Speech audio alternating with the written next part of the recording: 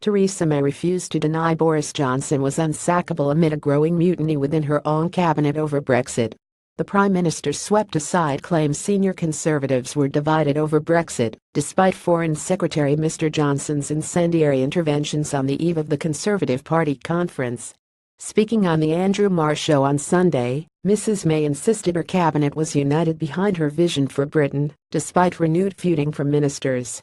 Mr Johnson laid down a raft of red lines for EU withdrawal in an explosive newspaper interview this week in what many political commentators have perceived as a leadership pitch.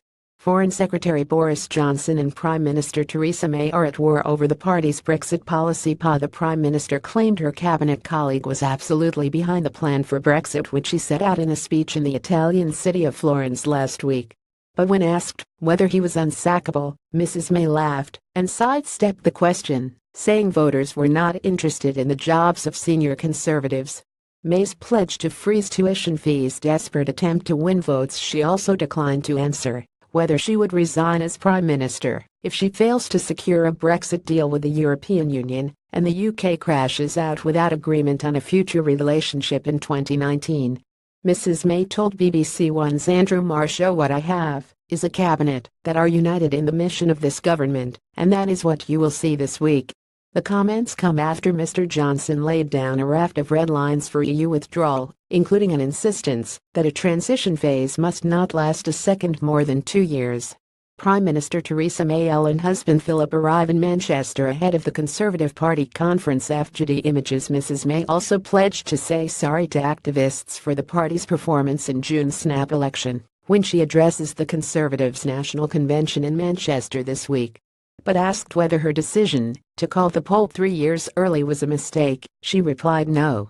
Is it ever a mistake to give people the opportunity to vote? I don't think so.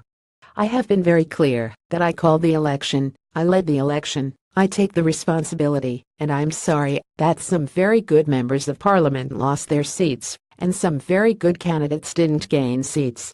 In 90 seconds, Theresa May's big Brexit speech. The apology comes as the Prime Minister launched a bid to target young voters with a tuition fee freeze and a £10 billion boost for first-time buyers as she tries to stop Tory tensions over Brexit dominating the gathering. As Conservatives converged on Manchester, the Prime Minister pledged to look again at student finance after the party's disastrous general election showing.